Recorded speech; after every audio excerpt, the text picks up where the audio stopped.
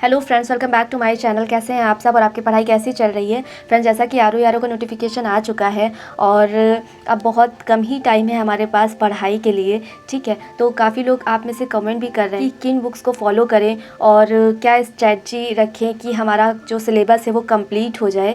तो इस वीडियो में हम यही सारी चीज़ें देखने वाले हैं कि किन बुक्स को पढ़ा जाए और क्या स्ट्रैटेजी रखी जाए, ठीक है। अगर आप किसी वजह से नहीं पढ़ पाए हैं या फिर छूट गया है, या जो लोग अभी शुरुआत करना चाहते हैं कि अब से किस तरह से आर की प्रिपरेशन स्टार्ट की जाए, सेल्फ स्टडी की जाए कि हमारा क्वालिफाई हो जाए, ठीक है। तो इस वीडियो में यही सारी चीज़ें देखेंगे। तो सबसे पहले मैं आपको बुक्स दिखाऊंगी कि आपके पास कौन सी बुक्स होनी चाहिए, ठीक है। और फिर उसके बाद मैं आपको सिलेबस और स्ट्रैटेजी भी बताऊँगी कि आप किस तरह से अपनी पढ़ाई कर सकते हैं। तो इस वीडियो में बने रहिएगा, ठीक है। चलिए स्टार्ट करते हैं। तो सबसे पहले देखते हैं कि हमारे पास कौन सी बुक्स होनी चाहिए।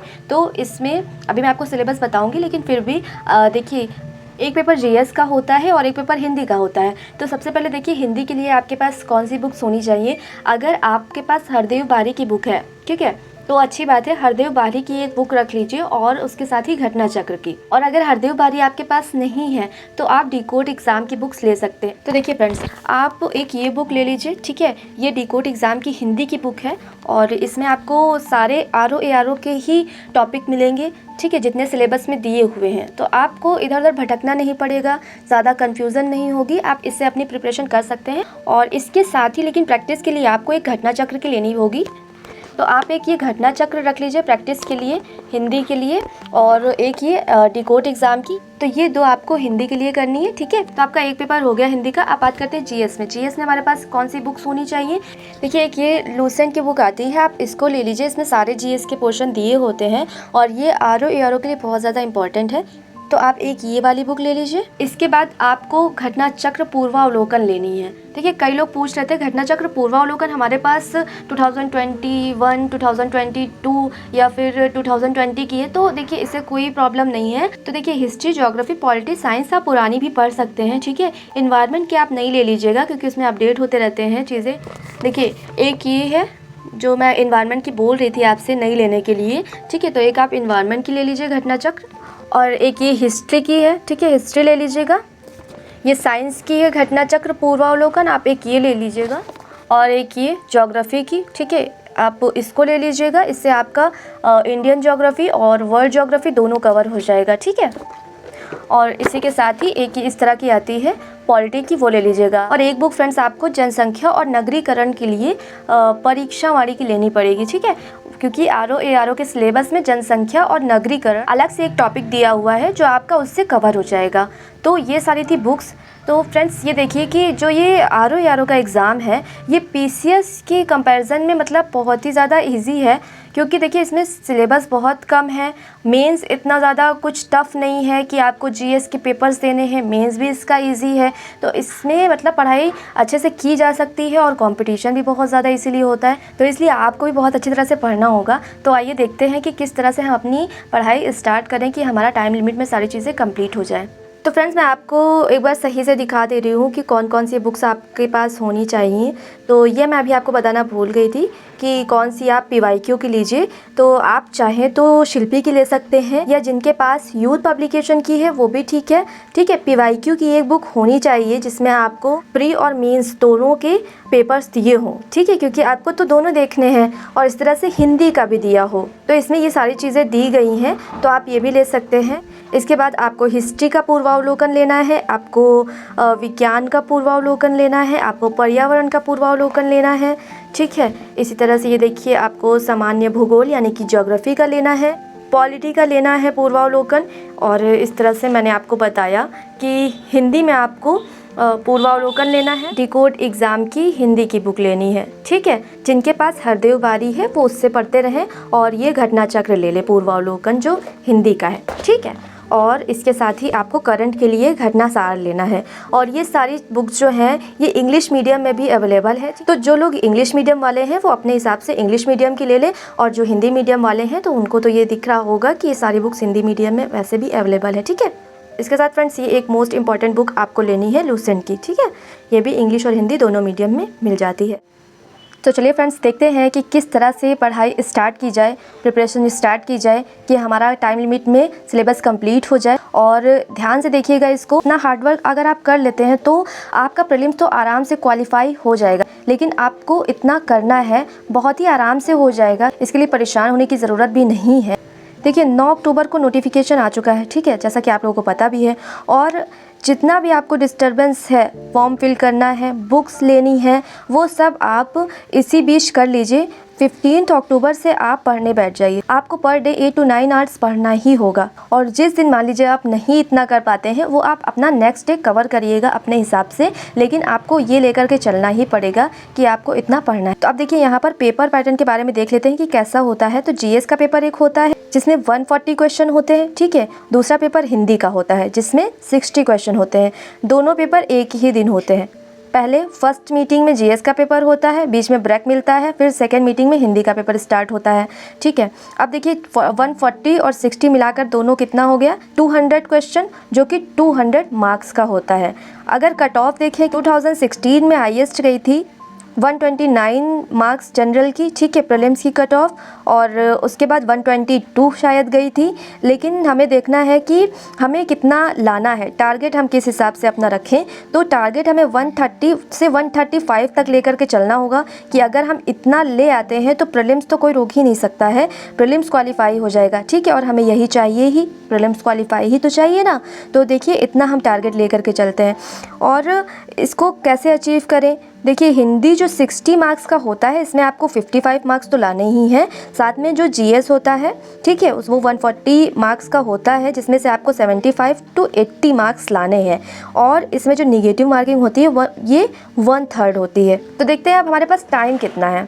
देखिए एग्ज़ाम के होने के जो मैक्सिमम चांस है वो फेब में है। फेब के फर्स्ट वीक में सुनने में आ रहा है कि एग्ज़ाम होगा। तो अभी हमारे पास टाइम कितना है, यहाँ पर देखिए 15 अक्टूबर से अगर आप स्टार्ट कर रहे हैं तो 17 डेज़ आपको मिल जाएंगे अक्टूबर के, ठीक है। और इसी तरह से नवंबर में आपको 30 डेज़ मिल जाएंगे, दिसंबर और जनवरी में आपको 31 डेज़ मिल जाएंगे। इस तरह से टोटल 109 डेज़ आपके पास हैं आरओ एआरओ की प्रिपरेशन करने के लिए। तो इस टाइम में हम किस तरह से अपना सिलेबस कंप्लीट कर लें। तो देखिए सबसे पहले क्या करना है, जो हमारा अक्टूबर चल रहा है इसमें करना क्या है, इसमें हमें 15 अक्टूबर से 20 अक्टूबर तक के जितने भी प्रीवियस ईयर पेपर्स हैं उनको लगाने हैं। देखिए ये एक बेसिक सी चीज़ है कि अगर हम कोई एग्ज़ाम देने जा रहे हैं तो उसका हमें हिस्ट्री पता होना चाहिए कि किस तरह से उसमें क्वेश्चन आते हैं, ठीक है, कहाँ से कितने क्वेश्चन आते हैं। वो तो मैं अभी आपको बता दूंगी कि कहाँ से कितने क्वेश्चन किस सब्जेक्ट से आ रहे हैं, लेकिन फिर भी आपको भी तो पता होना चाहिए ना कि आपको कितना आता है कितना नहीं आता है। तो ये आपको कैसे समझ में आएगा,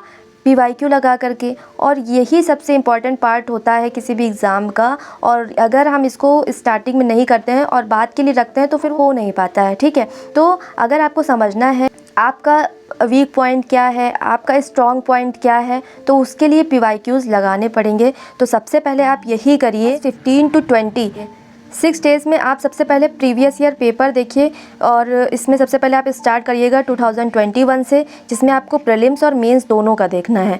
फिर आपको 2016 वाला जो री एग्ज़ाम हुआ था 2020 में वो देखना है, 2017 का पेपर, 2016 का पेपर, 2014 का पेपर, 2013 का पेपर। इसमें देखिए प्रीलिम्स में जो 140 क्वेश्चन है और मेंस में 120 क्वेश्चन आपको मिलेंगे। आप पर डे 260 क्वेश्चन आपको सॉल्व करना है और एक डायरी बनानी है जिसमें आपको लिखना है कि आपके कौन से सब्जेक्ट स्ट्रॉन्ग है, कौन से सब्जेक्ट्स वीक हैं।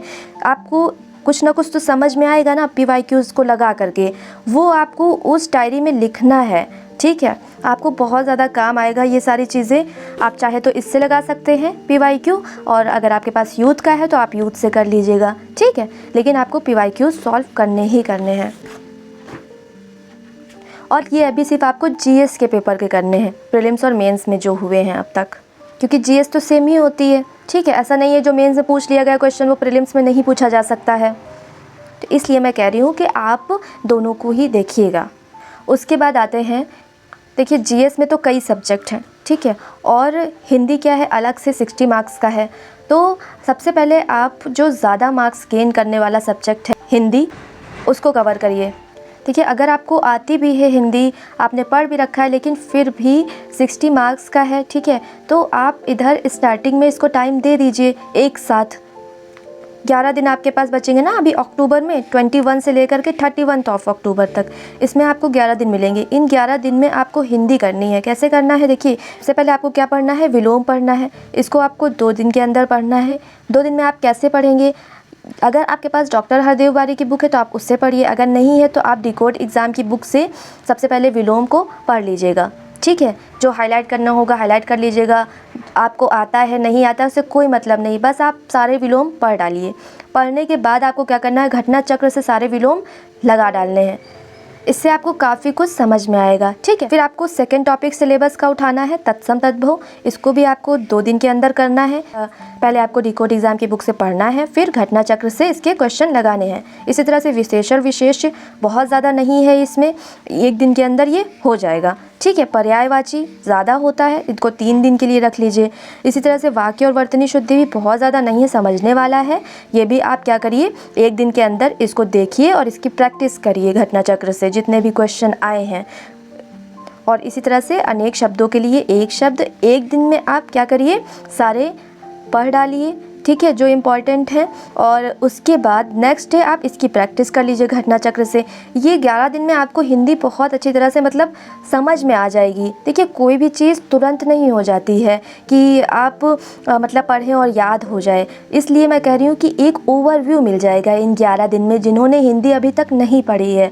ठीक है, एक ओवरव्यू आपको मिल जाएगा कि किस तरह से क्वेश्चन आते हैं, और आपको इतना सेटिस्फेक्शन मिल जाएगा कि हमने 6 टॉपिक पढ़ लिए हैं जो कि कट ऑफ डिसाइड करते हैं। ये 60 नंबर कट ऑफ डिसाइड करने में बहुत ज़्यादा ही मायने रखते हैं, इसलिए मैं कह रही हूँ कि आप ये 11 दिन में कर लीजिए। अक्टूबर ख़त्म हो जाएगा, फिर आपकी नवंबर से एक नई स्ट्रेटजी स्टार्ट होगी जिसमें आपको क्या करना है, आपको देखिए यहाँ पर नवंबर में आपको 1 घंटा हिंदी को लेकर के चलना है डेली, और इसी तरह से 2 घंटे आपको करंट अफेयर को देना है।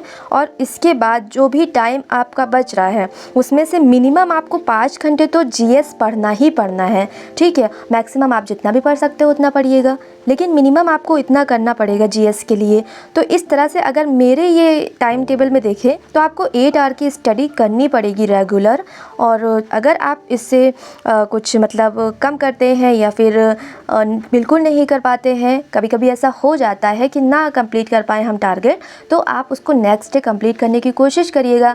और घबराइएगा बिल्कुल भी नहीं, क्योंकि घबराने से कुछ होने वाला नहीं। तो और ये उनके लिए है कि आप 30 मिनट रीजनिंग को दीजिए जिनको रीजनिंग में प्रॉब्लम होती है, क्योंकि इसमें क्या है, रीजनिंग भी आता है। अभी हम इसका सिलेबस देखेंगे जीएस का कि क्या क्या आता है, लेकिन उससे पहले मैं आपको ये बता रही हूँ कि आपको कितना टाइम पढ़ना है रेगुलर और किस तरह से आप क्या क्या पढ़ें। तो यहाँ पर आपको समझ में आ गया कि अक्टूबर में आपको क्या करना है। अक्टूबर में आपको सिर्फ इतना करना है, सारे प्रीवियस ईयर के पेपर देख लें। ठीक है, जिससे आपको पता चल जाएगा कि किस तरह के क्वेश्चन आते हैं, किस टाइप का ये एग्ज़ाम है। ठीक है, रीजनिंग आपको कितनी आ रही है, कितनी नहीं आ रही है, कितना पढ़ने की ज़रूरत है, तो वो सारी चीज़ें आपकी यहाँ से आपके स्ट्रॉन्ग और वीक पॉइंट निकल करके आ जाएंगे। ठीक है, तो अक्टूबर में आपको क्या करना है, ये PYQs देखने हैं जीएस के, और आपको अपना सबसे बड़ा पार्ट 60 मार्क्स वाला हिंदी को कंप्लीट कर लेना है। अक्टूबर आपका जाएगा, नवंबर स्टार्ट होगा। नवंबर से आपकी स्ट्रेटजी चेंज होगी, जिसमें आप 1 घंटे हिंदी को दे सकते हैं, 2 घंटे करंट अफेयर को, क्योंकि करंट अफेयर बहुत ही ज़्यादा इंपॉर्टेंट है। इसको पर डे लेकर के चलिए। ठीक है, किसी दिन नहीं हो पाएगा, किसी दिन हो पाएगा, लेकिन इसको मिस मत करिएगा, क्योंकि अभी अगर आप मिस कर देंगे फिर आपको लास्ट में टाइम नहीं मिलने वाला है कि आप इकट्ठा पढ़ाई करें। ठीक है, तो आपके पास जो करंट अफेयर की बुक है, घटना सार है, या फिर आपके पास क्रॉनिकल मंथली है पतली वाली, उसको आप पढ़ते रहिए, रिवीजन करते रहिए। और ये 30 मिनट रीजनिंग के लिए रख लीजिए जिन्हें नहीं आती है। ठीक है, तो ये 3 और 5 घंटों का आपका जो डेली टाइम टेबल बन रहा है वो कितने आवर का बन रहा है, 8 आवर का, यानी कि 8 घंटे का बन रहा है। ठीक है, अब देखते हैं कि जीएस में हमें क्या करना है। जीएस के पेपर के लिए जीएस 140 मार्क्स का होता है, और आपने जो अपनी डायरी में PYQs को सॉल्व करके लिखा होगा वो अपने सामने रखिएगा कि आपका कौन सा वीक पॉइंट है, कौन सा स्ट्रॉन्ग पॉइंट है, किस सब्जेक्ट में आपको कितना आया, किस सब्जेक्ट में आपको कितना नहीं आया। ठीक है, वो सारी चीज़ें आप लिखी होंगी आपकी। और अभी मैं आपको सिलेबस दिखा रही हूँ कि किस तरह से क्या क्या चीज़ें आती हैं इसमें। और उसके बाद मैं आपको ये भी दिखा दूँगी कि किन टॉपिक्स से कितने क्वेश्चन बनते हैं। फिर उसके बाद स्ट्रेटजी देखेंगे कि जीएस को किस तरह से पढ़ा जाए। तो देखिए फ्रेंड्स, ये जीएस का सिलेबस है। इसमें क्या क्या पूछा जाता है। सामान्य विज्ञान यानी साइंस पूछा जाता है। इतिहास यानी कि एंशियंट और मेडिवल हिस्ट्री आती है। इस तरह से भारतीय राष्ट्रीय आंदोलन यानी कि मॉडर्न हिस्ट्री आती है। भारतीय राज्यतंत्र यानी पॉलिटी आती है। अर्थव्यवस्था इकोनॉमिक्स आती है। संस्कृति यानी कल्चर से रिलेटेड क्वेश्चन आते हैं। भारतीय कृषि और वाणिज्य एवं व्यापार यानी कि एग्रीकल्चर से रिलेटेड क्वेश्चन आते हैं। फिर जनसंख्या और नगरीकरण सिलेबस में है। पर्यावरण यानी इन्वायरमेंट आपका है सिलेबस में। विश्व भूगोल, भारत भूगोल, प्राकृतिक संसाधन यानी कि ज्योग्राफी है। और इसी के साथ ही राष्ट्रीय अंतर्राष्ट्रीय घटनाक्रम यानी कि करंट अफेयर सिलेबस का पार्ट है। सामान्य बौद्धिक क्षमता यानी कि रीजनिंग सिलेबस में है। और यूपी स्पेशल, ठीक है। ये आपका इतना जीएस का सिलेबस है जिसमें से आपको 140 क्वेश्चन एग्ज़ाम में देखने को मिलेंगे, ठीक है। तो इसको अच्छे से देख लीजिए और इसको आप अपने पास लिख लीजिए। ये ऑफिशियल सिलेबस है, ठीक है। अब यहाँ पर फ्रेंड्स देख लीजिए कि किस तरह से लास्ट पेपर में क्वेश्चन पूछे गए थे, किन सब्जेक्ट से कितने। तो यहाँ पर मॉडर्न हिस्ट्री से देखिए 13 क्वेश्चन आए हुए हैं। इंडियन ज्योग्राफी से 20 क्वेश्चन आए हुए हैं, जिसमें से देखिए जनजातीय, ऊर्जा और अनुसंधान केंद्र, ये सारे टॉपिक्स ज़्यादा पूछे जाते हैं। अनुसंधान केंद्र वाला ल्यूसेंट में आपको मिल जाएगा। मुझे यहाँ पर याद आ गया तो मैंने बता दिया आपको कि ल्यूसेंट में अनुसंधान केंद्र दिए हुए हैं और बहुत अच्छी तरह से आप उसको पढ़ लीजिएगा। और रीजनिंग से देखिए 14 क्वेश्चन आते हैं। तो रीजनिंग को आप मत हल्के में लीजिएगा, इसलिए मैंने कहा कि 30 मिनट आप ले लीजिए उसके लिए भी, लेकिन अच्छी से आपकी प्रैक्टिस होनी चाहिए कि आप इससे भी अपने क्वेश्चन बना सकें। इसी तरह से यूपी में देखिए, यूपी से कितने आते हैं, 17 क्वेश्चन आए लास्ट ईयर। पॉलिटी से 8 क्वेश्चन आए। करंट से 19 क्वेश्चन आए। करंट अफेयर देखिए कितना ज़्यादा इंपॉर्टेंट रोल प्ले करता है आरओ के एग्ज़ाम में। इसी तरह से देखिए एग्रीकल्चर के 10 क्वेश्चन, इन्वायरमेंट से 5 क्वेश्चन, मेडिवल हिस्ट्री से 5 क्वेश्चन, जनगणना से 5 क्वेश्चन, वर्ल्ड ज्योग्राफी से 5 क्वेश्चन, साइंस से 6 क्वेश्चन, कंप्यूटर से 2 क्वेश्चन, एंशियन से 1 से 2 क्वेश्चन आए थे और इकोनॉमिक्स से लगभग 4 क्वेश्चन आए थे और स्कीम्स से 3 क्वेश्चन थे और बुक्स वगैरह से 2 क्वेश्चन थे, ठीक है। तो इस तरह से क्वेश्चन थे। तो इसमें देखिए सबसे ज़्यादा पढ़ने वाले टॉपिक्स कौन से हैं, सब्जेक्ट्स कौन से हैं। तो modern history, Indian geography, reasoning, UP, polity, current, ये सारे देखिए एग्रीकल्चर, ये सब बहुत ही ज़्यादा वेटेज रखते हैं, ठीक है। इन्वायरमेंट से भी कभी क्वेश्चन बढ़ भी जाते हैं, ठीक है। तो ये भी बहुत ज़्यादा इम्पॉर्टेंट रोल प्ले करते हैं जीएस में। तो आप अगर इतना तैयार कर लेते हैं तो आपका जो मैंने अभी बताया कि 140 में से आपके लगभग 75 क्वेश्चन हो जाएंगे, ठीक है, अगर आप इन सारी चीज़ों को तैयार कर लेते हैं। और साइंस भी एक। तो अब देखते हैं कि क्या हमारी स्ट्रेटजी अब होनी चाहिए।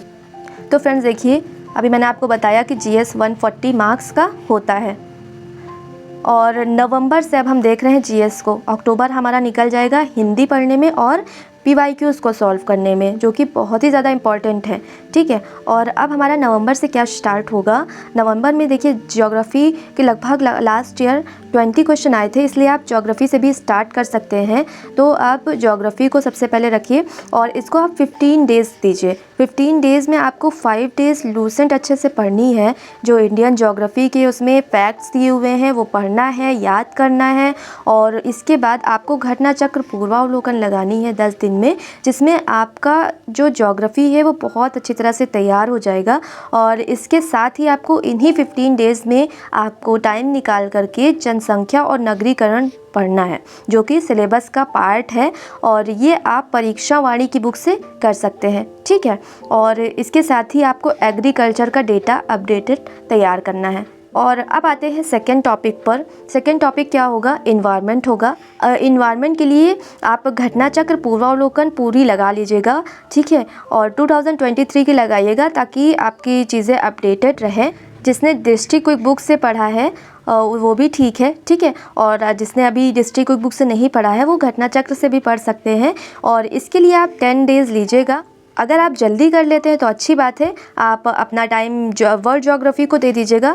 और फ्रेंड्स, वर्ल्ड ज्योग्राफी आपको 5 डेज़ में करनी है, जिसमें से आपको सब कुछ नहीं पढ़ना है क्योंकि सब कुछ नहीं आता है, कुछ ही टॉपिक्स आते हैं, ठीक है। और मैं वो कोशिश करूँगी कि आपको इम्पॉर्टेंट टॉपिक्स भी बताती रहूँ कि कौन कौन से आ सकते हैं। तो आप देखिएगा, लूसेंट से आप बस कुछ इंपॉर्टेंट टॉपिक्स पढ़िएगा वर्ल्ड ज्योग्राफी के, और उन टॉपिक्स को घटना चक्र पूर्वावलोकन से प्रैक्टिस कर लीजिएगा, ठीक है, ताकि आपका तैयार हो जाए। इस तरह से आप नवंबर में इंडियन और वर्ल्ड ज्योग्राफी और इन्वायरमेंट इतना कवर कर लेंगे। फिर बात करते हैं दिसंबर में। दिसंबर में आपको क्या करना है, मॉडर्न हिस्ट्री करना है, क्योंकि ये भी बहुत ज़्यादा वेटेज रखता है और इसको आप 15 डेज़ के अंदर कवर कर लीजिएगा। 5 डेज़ आप लूसेंट को दीजिएगा, जिसमें से आप फैक्ट्स को देख लीजिएगा, ठीक है। 10 डेज़ में आप उन्हीं की प्रैक्टिस कर लीजिएगा घटना चक्र से, आपका मॉडर्न हिस्ट्री अच्छी तरह से तैयार हो जाएगा। कोशिश करिएगा जो बॉक्स में बने होते हैं लूसेंट में, ठीक है, उनको आप अच्छी तरह से पढ़ लें, याद कर लें, तो आपका कवर हो जाएगा उससे। और मान लीजिए जिसने दृष्टि क्विक बुक से पढ़ लिया है, ठीक है, तो फिर वो अगर आप लूसेंट नहीं भी करते हैं, दृष्टि क्विक बुक और घटना चक्र कर लेते हैं, तो उससे भी हो जाएगा आपका। लेकिन जो यहाँ पर लिखा है उसको अच्छे से देख लीजिए। जिन्होंने अभी नहीं किया है वो लूसेंट और घटना चक्र को कर ले तो मॉडर्न हिस्ट्री तैयार हो जाएगा। अब बात करते हैं फ्रेंड्स एंशिएंट हिस्ट्री और मेडिवल हिस्ट्री की। आप इसको 5 डेज़ में कर लीजिएगा, ठीक है। बहुत ज़्यादा क्वेश्चन इससे नहीं आते हैं। अभी आपने देखा 1 से 2 क्वेश्चन इससे आए थे, मैक्सिमम 2 से 3 या 4 क्वेश्चन इससे आते हैं। तो आप इन दोनों को मिला करके बहुत ज़्यादा टाइम ना दीजिएगा। 5 डेज़ में आप लूसेंट से इसको कवर कर लीजिएगा, फैक्ट्स को याद कर लीजिएगा, ठीक है। और इसके बाद आप साइंस पर आ जाइएगा, ठीक है। साइंस आपको 10 डेज़ में करनी है। आप लूसेंट से फैक्ट्स को देख लीजिएगा और घटना चक्र से बायोलॉजी के क्वेश्चन की प्रैक्टिस कर लीजिएगा। इस तरह से आपका साइंस तैयार हो जाएगा। तो दिसंबर में देखिए आपने क्या किया, मॉडर्न हिस्ट्री कंप्लीट की और एंशिएंट और मेडिवल हिस्ट्री कंप्लीट की और साइंस कंप्लीट कर लिया, ठीक है। तो इस तरह से आपका ये जो इम्पॉर्टेंट टॉपिक्स है वो कवर हो जाएंगे।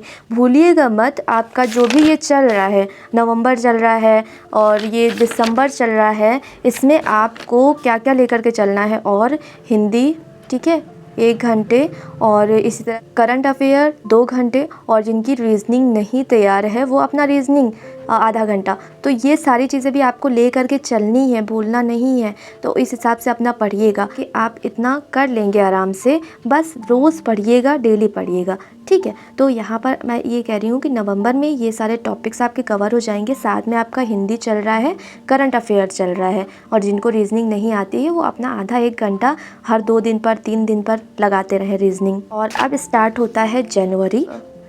तो जिस हिसाब से फ्रेंड्स अभी एग्ज़ाम के फेब मंथ में होने के चांसेस हैं कि फरवरी में होगा, और उस तरह से अगर देखें तो जनवरी हमारे पास लास्ट मंथ होगा, जिसमें हमें अपनी बची हुई चीज़ें कवर करनी है और साथ में रिवीजन भी करना है, ठीक है। तो इस तरह से आप चीज़ों को ध्यान में रखते हुए चलेंगे तभी आपका कवर होगा। तो देखिए यहाँ पर आपको पॉलिटी कवर करनी है 13 डेज़ में, जिसमें आप 5 डेज़ लूसेंट से पढ़िएगा और 8 डेज़ आपको घटना चक्र से करने हैं। यानी कि 5 डेज़ में आप लूसेंट से फैक्ट्स देख लीजिएगा, 8 डेज़ में आप प्रैक्टिस कर लीजिएगा। फिर आप आएंगे यूपी स्पेशल पर, जो कि बहुत ही ज़्यादा इंपॉर्टेंट है, ठीक है। क्वेश्चन आते हैं बहुत ज़्यादा इससे। तो यहाँ पर आप वाणी पब्लिकेशन से इसको कंप्लीट कर लीजिएगा। जिन्होंने राकेश सारस्वत से किया है वो राकेश सारस्वत से भी कर सकते हैं, और जिन्होंने नहीं किया है कहीं से भी अभी यूपी स्पेशल, वो वाणी पब्लिकेशन को भी लगा सकते हैं। इसमें आप 5 डेज़ में वाणी को ख़त्म करिएगा, कंप्लीट करिएगा। उसके बाद 2 डेज़ में आप PYQs की प्रैक्टिस करिएगा अच्छी तरह से। लगभग 17 क्वेश्चन इससे आए हैं, ठीक है, लास्ट जो एग्ज़ाम हुआ है। इसीलिए मैं कह रही हूँ कि इसको बहुत अच्छी तरह से पढ़िएगा और जितना हो सके उतना प्रैक्टिस कर लीजिएगा इन क्वेश्चन की जो भी आए हुए हैं PYQs, ताकि आपके क्वेश्चन छूटे ना। और फिर आप इकोनॉमिक्स, देखिए इकोनॉमिक्स में कुछ ज़्यादा पढ़ने की ज़रूरत नहीं है। बजट तो आपने पढ़ा होगा, अगर अभी तक नहीं पढ़ा है तो 2023-24 का बजट आपको पढ़ना पड़ेगा। जिन्होंने पढ़ लिया है वो रिवीजन कर लीजिएगा। इकोनॉमिक्स सर्वे आपको देखनी है 2020-23 की।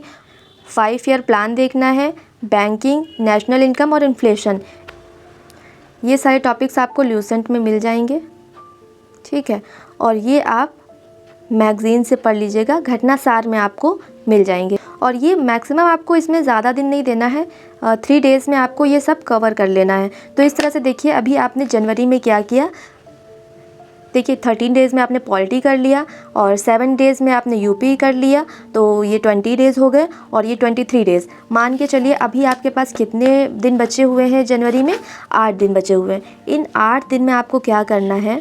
जनवरी में PYQs लगाने हैं, करंट अफेयर आपको रिवीजन करना है पूरी तरह से एक बार लास्ट 6 मंथ का, ठीक है।